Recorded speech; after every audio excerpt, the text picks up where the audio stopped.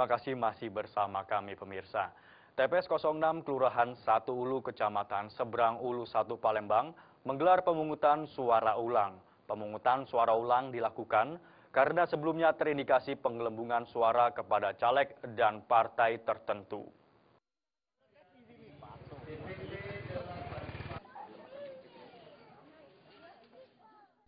Pemungutan suara ulang di TPS 06 Kelurahan 1 Ulu Kecamatan Seberang Ulu 1 Palembang Selasa pagi digelar. Panitia pemungutan suara menyebarkan surat undangan pemilihan kepada 153 orang warga sekitar. Padahal sebelumnya undangan pemilih sebanyak 269 orang. Sesuai dengan rekomendasi, Panwaslu Palembang KPU Kota Palembang melaksanakan PSU di TPS 6 RT 5 dan 6 Kelurahan 1 Ulu. Hingga siang ini hanya 125 orang yang menggunakan hak pilih dalam PSU hari ini. Ketua Panwas Kecamatan Seberang Ulu Palembang Kusrianto mengatakan PSU harus dibuka karena sebelumnya terjadi indikasi penggelembungan suara terhadap caleg dan partai tertentu. Hingga kini, Panwas Kecamatan Seberang Ulu 1 Palembang merekomendasi semua anggota KPPS yang lama untuk diganti dan direkomendasi untuk pemeriksaan ke Gakumdu. Oh ya, jadi proses PSU di TPS 06 Kelurahan 1 Ulu Kecamatan Seberang Ulu 1 itu kemarin kita rekomendasikan kepada PPS dan PPK untuk semua anggota KPPS yang lama diganti. Karena mereka juga kemarin itu sudah kita panggil untuk menghadap ke Panwaslu Kota memberikan keterangan tentang terkait masalah yang kemarin. Jadi seluruh anggota KPPS yang ada sekarang ini yang baru semua. Sebelumnya terindikasi penggelembungan suara terhadap satu orang caleg dari P3. Dari Palembang, Sumatera Selatan, Sefti Feriansyah melaporkan. Rapat pleno rekapitulasi suara pemilihan kepala daerah dan wakil kepala daerah di Provinsi Lampung di tingkat KPU Kota Bandar Lampung diwarnai aksi walkout oleh dua saksi pasangan calon. Para saksi ini merasa keberatan dengan proses tahapan pemilu yang dinilai syarat kecurangan.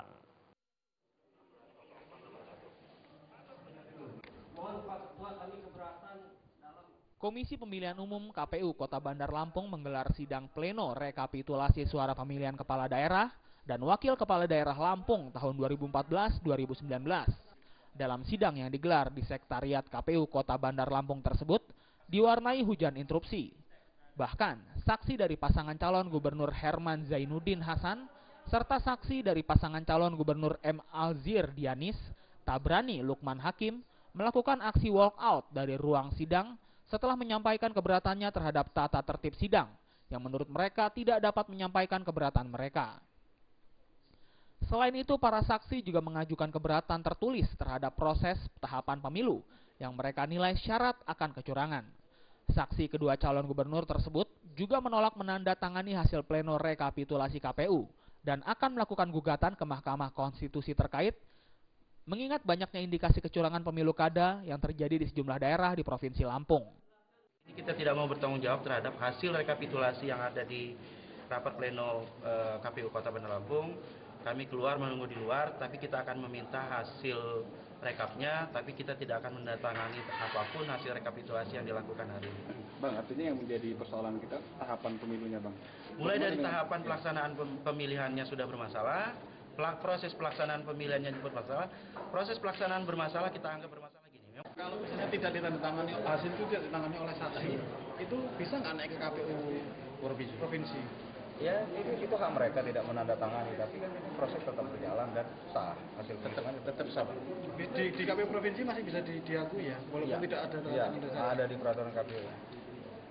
PKPU berapa itu, Bang? PKPU 72 tahun 2009 tentang penghitungan pemungutan dan penghitungan suara di TPS, kemudian PKPU nomor 15 dan 16 tahun 2010. Cukup ya? Oke. Rekapitulasi hasil suara calon kepala daerah yang dilakukan KPU Kota Bandar Lampung hanya dihadiri 3 saksi pasangan calon kepala daerah, yaitu saksi dari pasangan calon Alzir Dianis Tabrani Lukman Hakim, saksi pasangan Herman HN Zainuddin Hasan, serta saksi pasangan Rido Fikardo Bakhtiar Basri. Dari Lampung, Romiko melaporkan. Hingga kini Polri telah menetapkan 127 tersangka kasus tindak pidana pemilu 2014. Kendati demikian, Polri belum mau mengungkapkan secara rinci posisi para tersangka, caleg dari partai mana, maupun tim suksesnya.